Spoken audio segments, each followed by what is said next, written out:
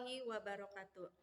Yang saya hormati Bapak Dr. Imronuddin MPD selaku dosen pengampu mata kuliah SKI. Perkenalkan, nama saya Sekar Trayuning Tias dari Prodi PGMI semester 6 Karyawan.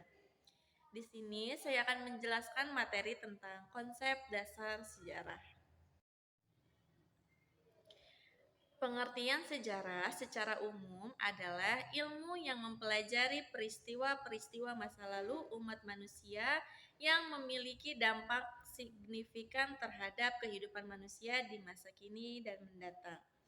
Secara etimologis, kata sejarah berasal dari bahasa Arab yaitu syajarotun yang berarti pohon, yang kemudian berkembang menjadi asal-usul atau silsilah.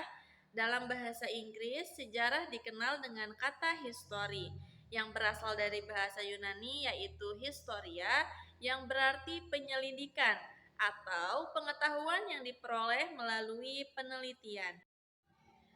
Kemudian ada unsur-unsur sejarah. Dalam elemen penting yang membentuk suatu peristiwa sejarah sehingga dapat dipahami, diteliti, dan dijelaskan secara ilmiah. Berikut adalah unsur-unsur sejarah yang utama. Yang pertama ada waktu atau kronologi. Nah, yang dimaksud dengan waktu atau kronologi yaitu orang atau kelompok yang terlibat langsung dalam peristiwa sejarah. Kemudian yang kedua ada tempat atau latar tempat. Yang dimaksud dengan tempat yaitu adanya lokasi geografis di mana suatu peristiwa sejarah berlangsung. Yang ketiga ada peristiwa atau kejadian sejarah. Nah, inti dari sejarah yaitu adanya suatu kejadian penting, nyata, dan berdampak luas bagi kehidupan manusia.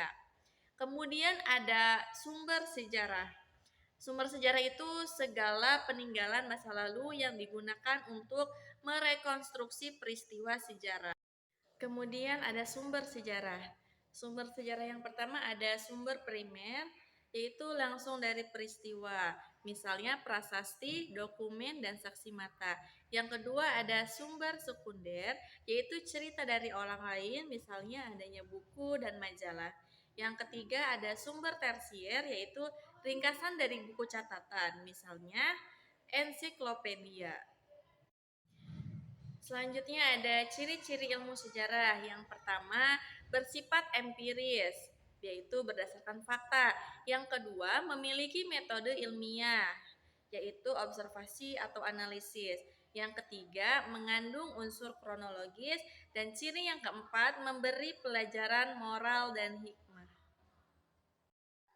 Kemudian ada fungsi dan manfaat dalam mempelajari ilmu sejarah, yaitu menumbuhkan rasa cinta tanah air dan agama.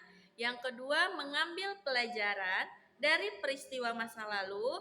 Yang ketiga, mengetahui asal-usul peradaban Islam. Dan fungsi dan manfaat mempelajari sejarah yang keempat yaitu membangun sikap kritis dan berpikir logis. Nah, sejarah dalam konteks Islam sangat penting karena mencakup kisah para nabi dan rasul, perjuangan Rasulullah Shallallahu Alaihi Wasallam dalam menegakkan Islam, perkembangan kebudayaan dan peradaban Islam, keteladanan tokoh-tokoh Islam sepanjang sejarah. Baik, cukup sekian materi dari saya. Kurang lebihnya mohon maaf.